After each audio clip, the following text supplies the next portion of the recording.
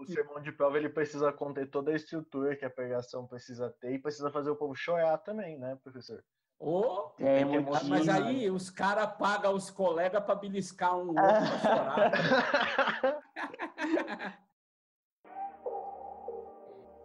Sejam bem-vindos ao Sobrevivências, o seu podcast semanal. Curta e compartilhe.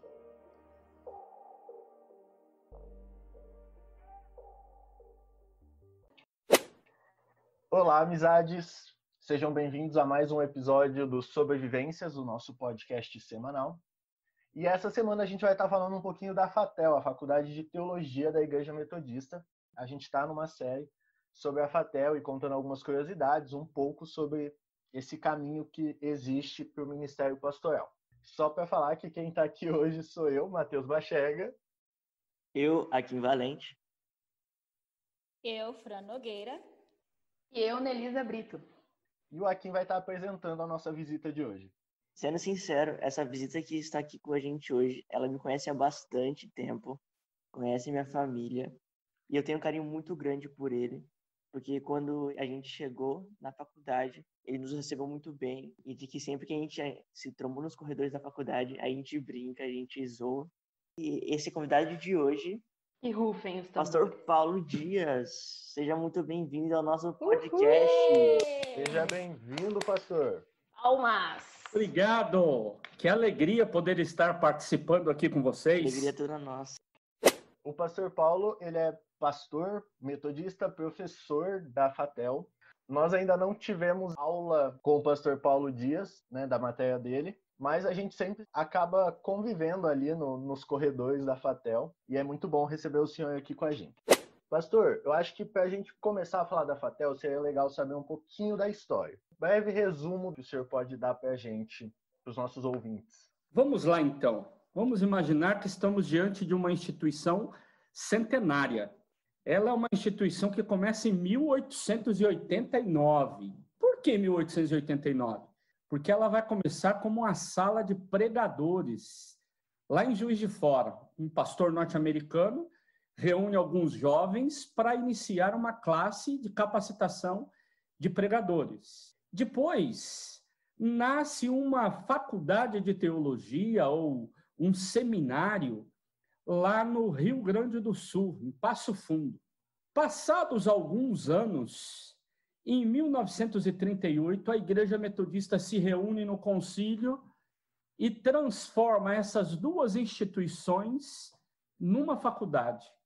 Ou seja, em 1940, começa a Faculdade de Teologia aqui em São Paulo, na Vila Mariana, mas já em 1942, aqui no campus onde vocês estudam, de onde eu estou falando neste momento, né? Em 1942, a história da Faculdade de Teologia, que então vai se ampliando. Começa como uma faculdade para formar pastores para a Igreja Metodista. No decorrer do tempo, ela vai ampliando ao seu ministério e resolve, então, construir um centro universitário. E aí começa em 1970 o que era conhecido como Instituto Metodista de Ensino Superior. E aí cresce como filho da Faculdade de Teologia esse Instituto Metodista de Ensino Superior. E em 1997, olha, eu me formei em 1994, mas em 1997, 3 anos depois, sabe o que acontece? Esse Instituto de Ensino Superior se transforma numa universidade. Hoje, então, o que nós temos é Universidade Metodista de São Paulo, que oferece vários cursos, né? Se for para fazer propaganda, vamos fazer aqui. Pode fazer. Lábiometodista.br. Hora do jabá. Olha o jabá, né? E o que é que nós temos? Nós temos, então, como curso dessa universidade, nós temos Faculdade de Teologia. Porém, a Faculdade de Teologia é anterior à universidade. Então, ao mesmo tempo, ela é mãe da universidade e hoje ela é também um curso da universidade. Ela oferece muito mais atividades e apoio à Igreja Metodista, que além de curso, como parte da Universidade Metodista de São Paulo, ela também é uma instituição que colabora em muitas outras frentes. Eu acho muito legal isso de que a gente começou como um seminário ali para a formação de pastores e hoje ela é uma coisa muito maior que isso, né? Ela se tornou uma universidade, ela se tornou algo que gera impacto na sociedade, na comunidade ali em volta. Quando a gente anda pelo Rude Ramos e a gente fala sobre a Universidade Metodista, é algo que todo mundo sabe falar, é algo que todo mundo tem alguma história ali, porque ela realmente gerou um impacto ali naquela região onde ela está, né? Então eu acho muito legal isso, que ela não ficou só focada na igreja, mas ela também abriu e expandiu. E eu acho que isso está dentro do evangelho, sabe? Você fazer pela comunidade, você tá além das suas quatro paredes, e eu acho isso muito legal. Um do diferencial do metodista, e querendo ou não, eu falo porque em Piracicaba tem bastante isso, é a própria educação, de ter uma universidade metodista. Então, aqui a gente tem a Unimep, em São Paulo a gente tem o MESP, provavelmente existe, mas eu não sei quais são as outras unidades, né, de educação. E está na nossa essência a gente ter sempre uma unidade de educação paralelo com a igreja.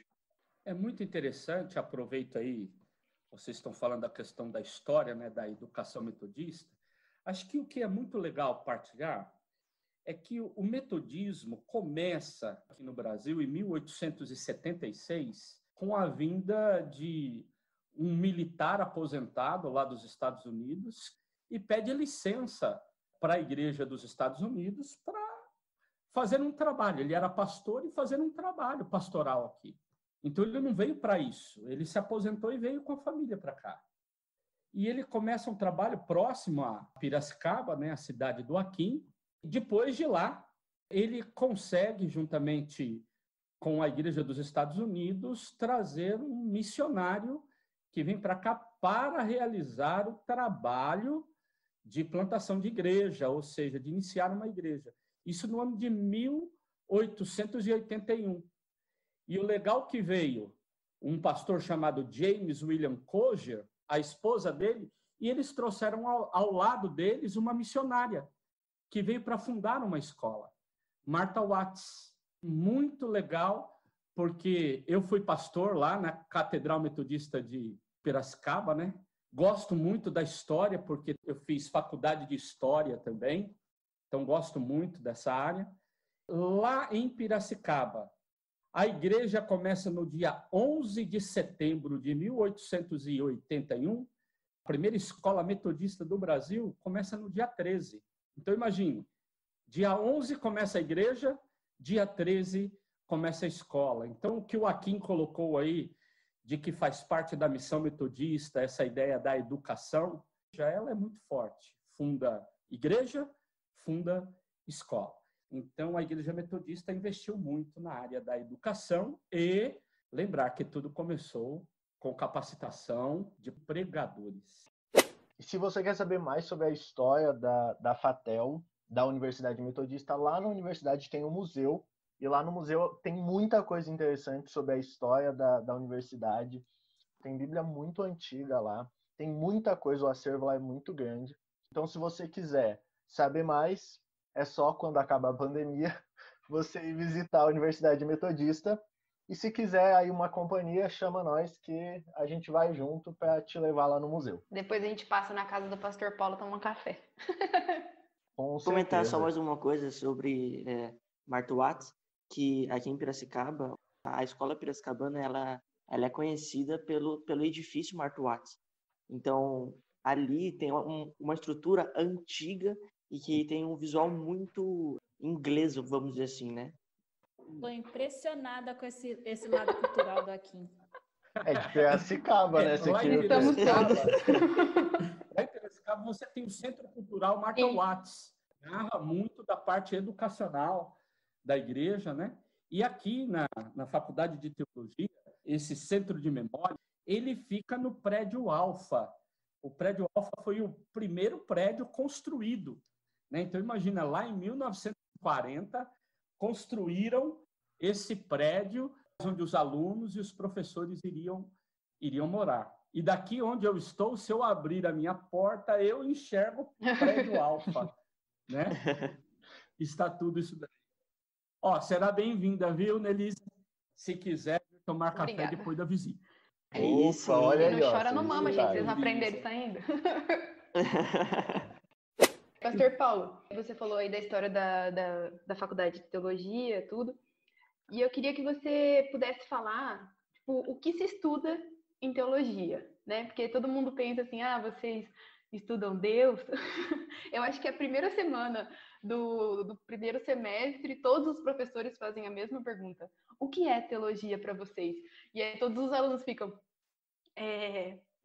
Ninguém responde nada, né? É uma escola dominical gigante. Mas eu queria que você comentasse o que se estuda em teologia e quais são as 3 principais áreas, né, de estudo da teologia. Então vamos lá.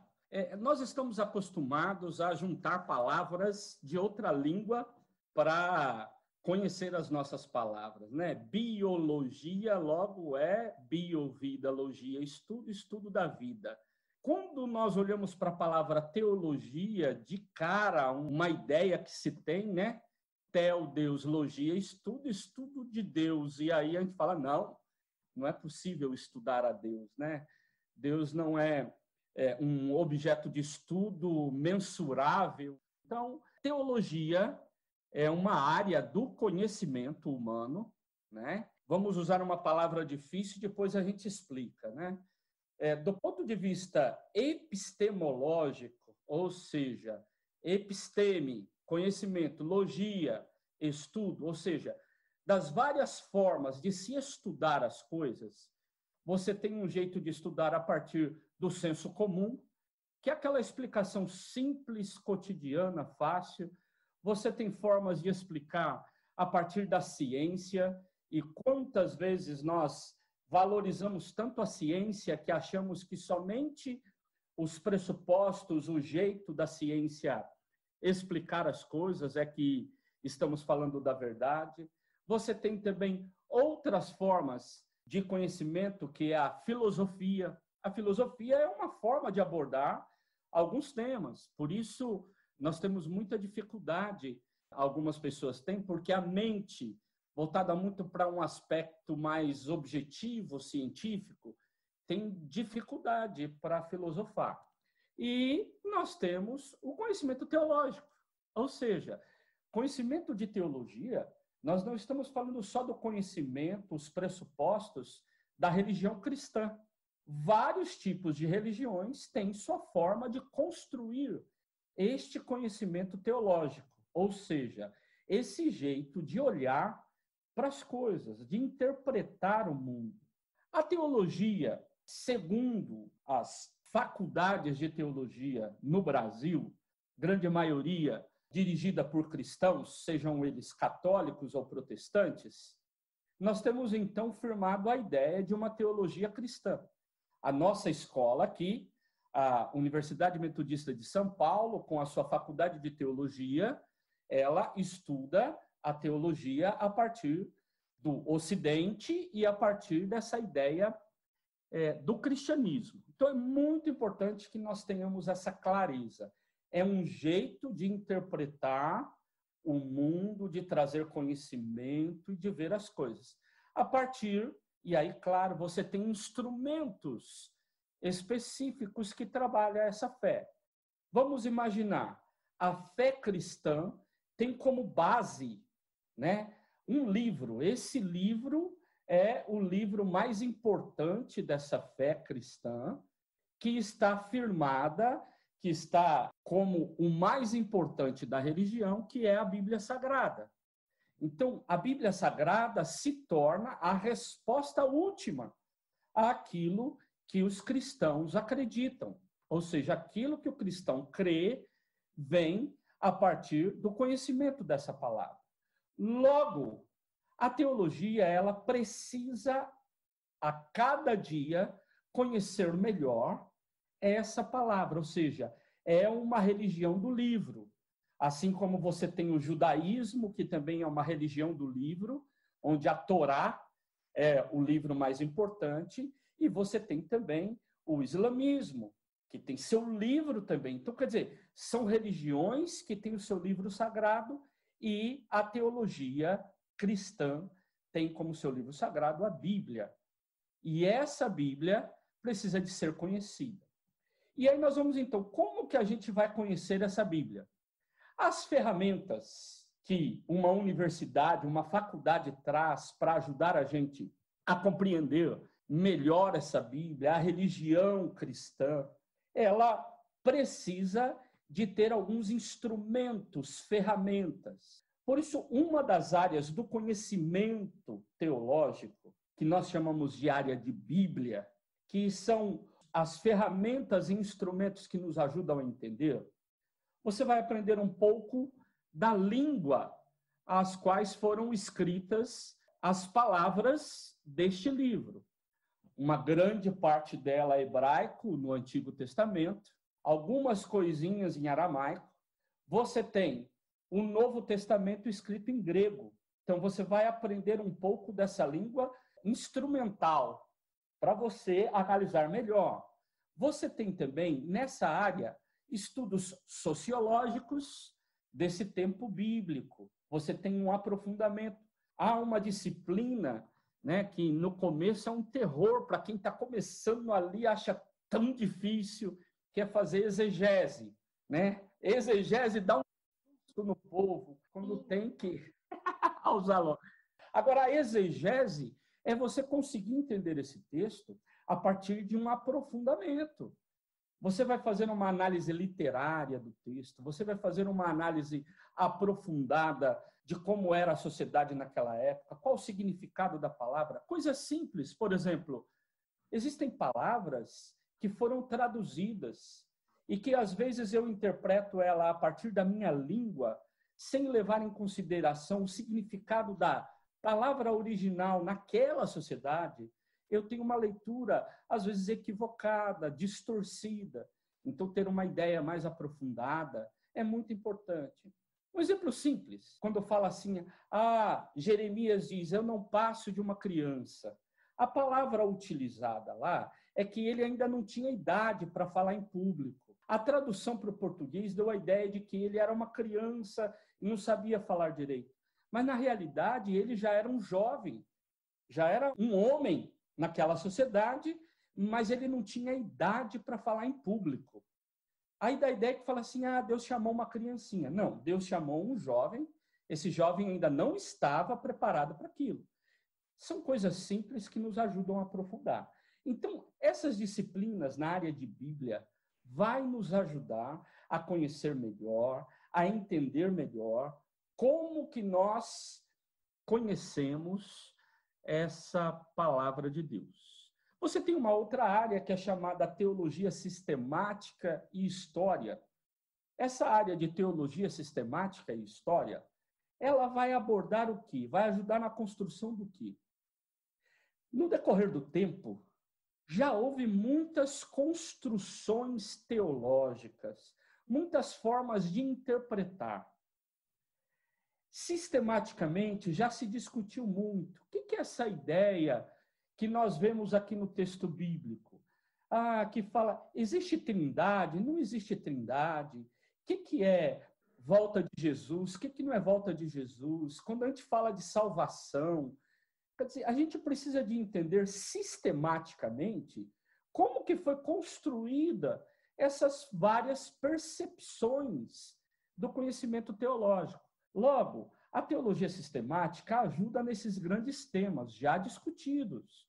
Você tem também a história, que pode nos ajudar a entender o tempo em que todo esse saber foi construído.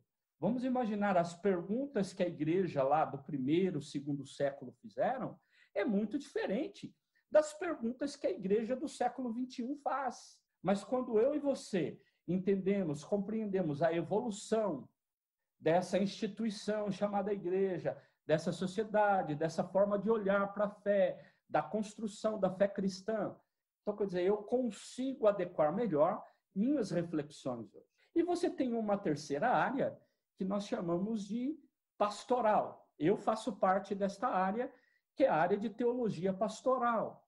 Qual que é então, a concepção da teologia pastoral. Eu brinco, né, quando eu dou aula, que a gente fica igual aquela história, um olho no peixe e outro no gato. Por quê?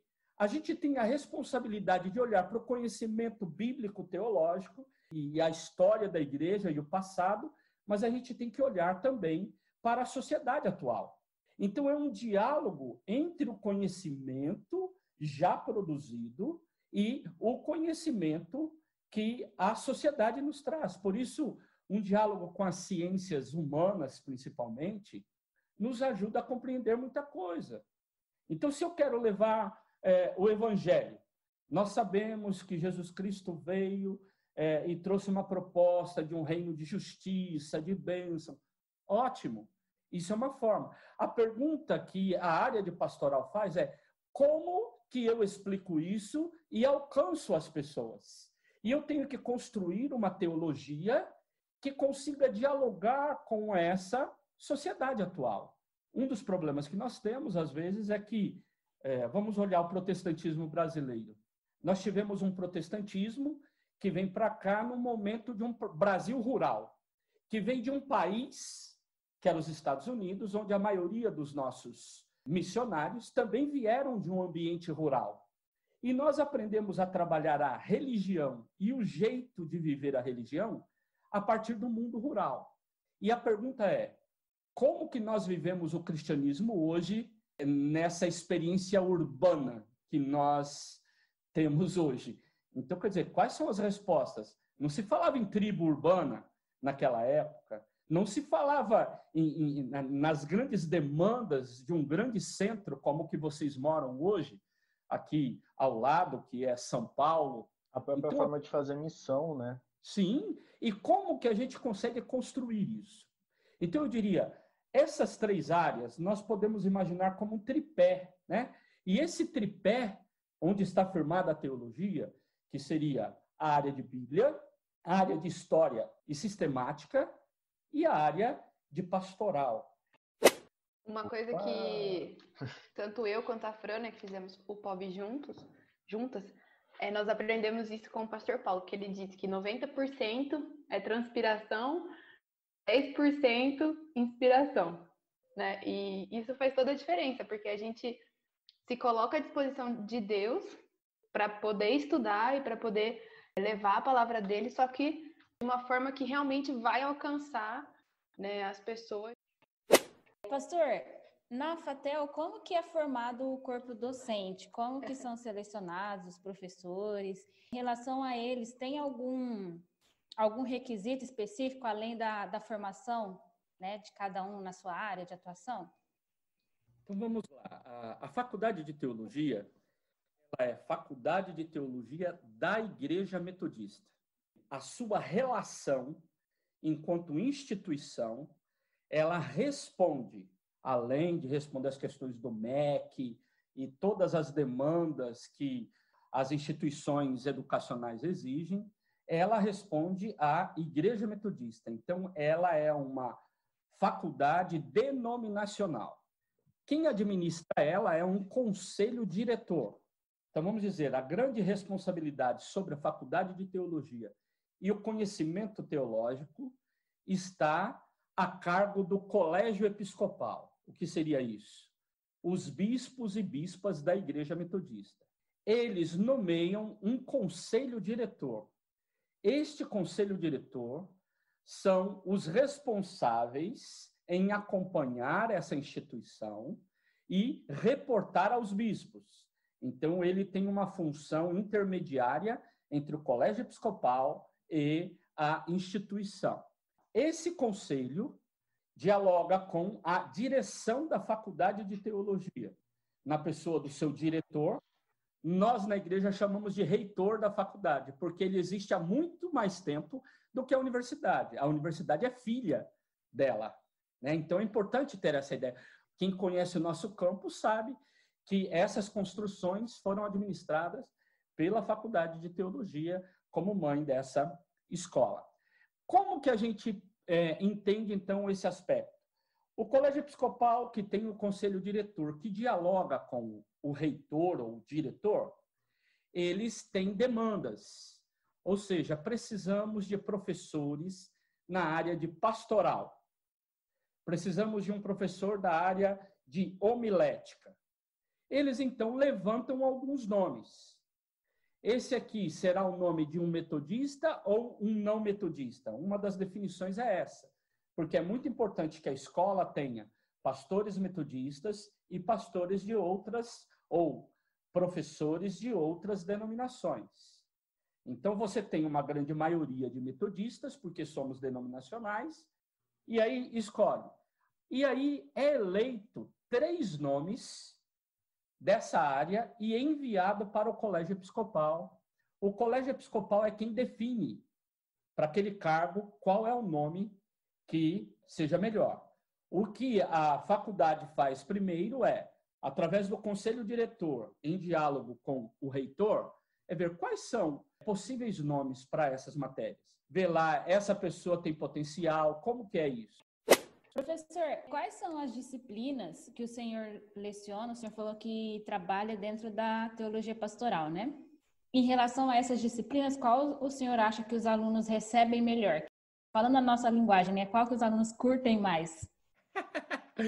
Qual que entra na vibe? Eu diria, área da pastoral, eu estou ligado para me responsabilizar pela cadeira de homilética.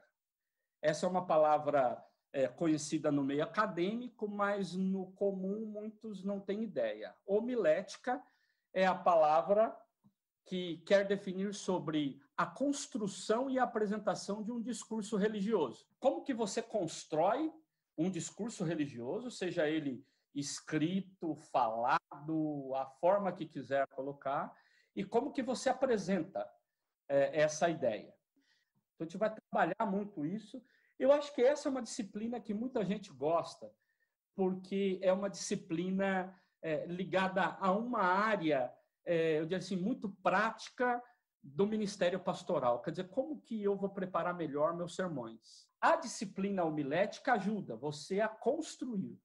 Depois que a gente trabalha no primeiro semestre dessa construção, aí nós vamos para um segundo semestre que é chamado de laboratório. Aí o laboratório de homilética é quando os alunos, e alguns tremem na base.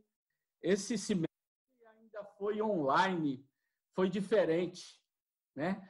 Mas a gente costuma fazer esse laboratório na nossa capela do campus, aqui, né? Um lugar muito bonito.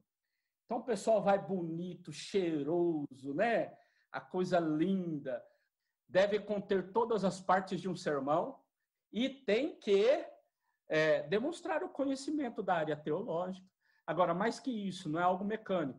Fala muito a espiritualidade do nosso trabalho. E dentro dessa ideia da espiritualidade, aquele momento é um momento cultico, não é só a sala de aula, é cultico também. Claro, gera ansiedade, nervosismo, o aluno, a aluna manda, eu vejo, eu mando as anotações de volta, né, no preparo, mas a gente faz disso um momento de espiritualidade muito legal.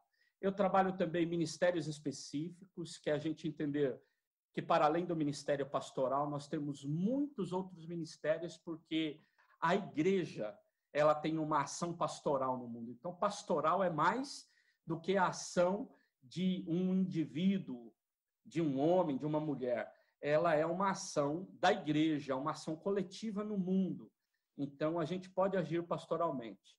Eu trabalho também na pós-graduação de aconselhamento pastoral, é outra coisa que eu gosto bastante, né? Eu trabalho questão de conflito e negociação. Como que a gente trabalha esse aspecto, né, em tempos difíceis, né, de conflito, né, e outras disciplinas, né, que acabam sendo, mas eu daria destaque a estas, que, para mim, são áreas que eu gosto muito de lecionar. Legal, só um comentário aí que eu tenho muito próximo a mim, uma pessoa que já é formada em teologia, né? E ele fala mesmo Alguém muito próximo. É alguém muito próximo. Bem próximo. E ele fala mesmo que essas disciplinas são bem interessantes, bem legais. Sim. Legal. E eu conheço essa pessoa muito próxima de você. E dele também, viu?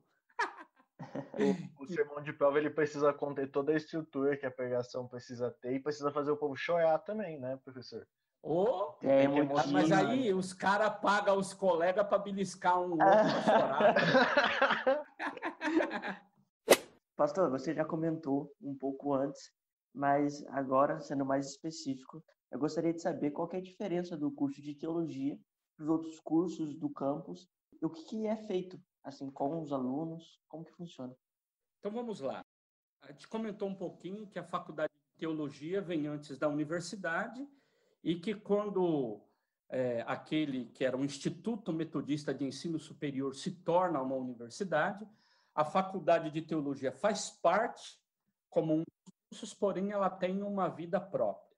Então, enquanto os outros cursos da universidade, eles seguem apenas as demandas do MEC e de um curso comum, como é o curso de pedagogia, de odontologia, de psicologia, a faculdade de teologia, por ter uma administração própria, uma vida própria, para além dessa parte acadêmica da universidade, ela então realiza alguns trabalhos como, e aí vamos lá, nós temos uma relação dos professores da faculdade de teologia com os alunos da teologia, firmado através de tutorias, ou seja, há grupos que se reúnem e alguns professores lideram esse grupo de diálogo. Você tem áreas aqui dentro da faculdade de teologia que chama vida comunitária. Por quê? Porque muitos dos nossos alunos moram no nosso campus. Todos vocês aqui moram dentro do campus, não agora na quarentena. Agora vocês estão pedindo asilo político na casa dos pais. Voltou todo mundo para a casa dos pais. Mas vocês têm vida própria aqui no campus. Então, o nosso condomínio é um condomínio grande. Nós acolhemos mais de 90 moradores. Desses 90 moradores, nós temos casados, casadas, que têm seus familiares. Nós temos, dentro da faculdade de teologia, uma editora, que é a Editel, que produz livros de teologia. Nós temos espaço de hospedagem para vários eventos que a FATEL realiza. Temos um diálogo com várias áreas da igreja, né? Relações de cooperação. Nós temos trabalhos que são realizados em muitas outras frentes. Durante muito tempo, um trabalho junto aos meninos e meninas de rua, aqui em São Bernardo do Campo, foi muito forte. Então, um diferencial entre a faculdade de teologia e as outras faculdades na área aqui da Universidade Metodista é de que a faculdade de teologia ela tem uma vida própria, que ela não serve apenas à comunidade docente e discente, mas ela serve à igreja. Então, produz muito material para a igreja, produz muitos encontros, nós temos encontros específicos da própria faculdade de teologia. Agora, eu diria o grande diferencial aqui, eu acho que está ligado, tive a oportunidade de me relacionar com outras instituições também, eu diria poucas instituições hoje ainda têm uma relação, essa relação de cuidado, né? Nós temos aqui um pastor nomeado para ser pastor da comunidade, ele é pastor dos alunos, dos professores, dos funcionários. Nós temos aqui espaços de convivência para nos relacionarmos. Então, são diferenciais importantes na construção do saber e na construção do ministério, né? O ministério da gente vai mais do que o saber acadêmico. Ele vai no forjar o jeito de sermos e experimentarmos o nosso ministério. A gente já conversou até sobre isso nós quatro, mas para mim é uma coisa que fez muita diferença, assim, a tutoria, porque como a gente vive ali todo mundo junto, é normal a gente conhecer colegas de outras turmas, né, que estão em outros períodos da faculdade, mas na tutoria a gente consegue conversar mais e consegue se abrir mais, porque é quase que um momento de terapia em grupo, porque você consegue falar. Na minha tutoria mesmo, a gente tem a regra de que o que é falado lá dentro não pode sair. Também outra coisa que a gente tem de diferente é o culto comunitário, né? Todo dia a gente tem 4 aulas, são 2 aulas, intervalo e mais 2, e na quarta a gente tem as 2 primeiras aulas, tem o intervalo e tem o culto.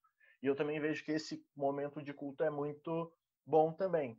Uma coisa que eu queria que o senhor falasse, nessa situação que a gente está vivendo, tem um ótimo exemplo de como essa comunidade da FATEL se comporta e se ajuda, que é a campanha para arrecadação, para o auxílio das famílias de seminaristas que estão isoladas lá na faculdade, porque existe a cantina dentro da faculdade, que ela é organizada pelas mulheres de seminaristas, que é uma renda extra para elas, para poder facilitar o sustento da casa e para o cônjuge poder estudar e focar nos estudos.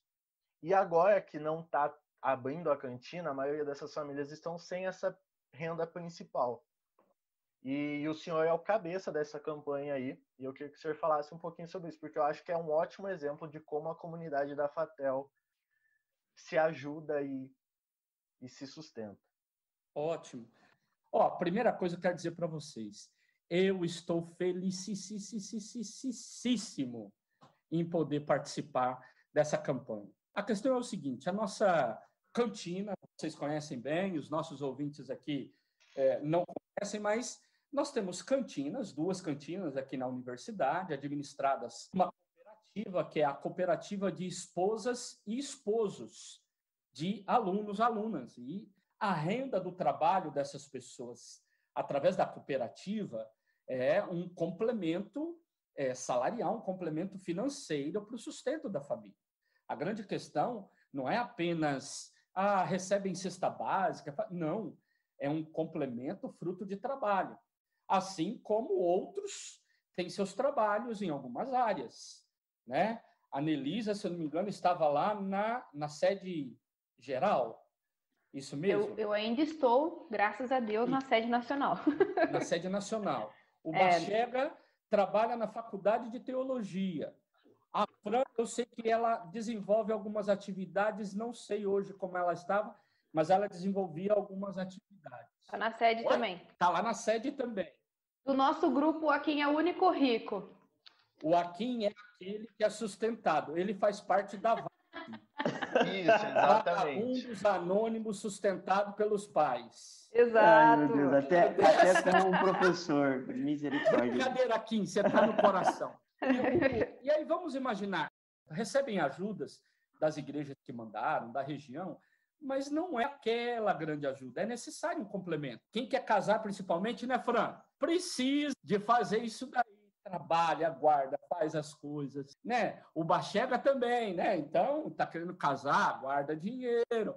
A Nelisa quer casar, guarda dinheiro. O Akin quer casar, vai arrumar uma namorada, rapaz. Então, qual que é a grande questão?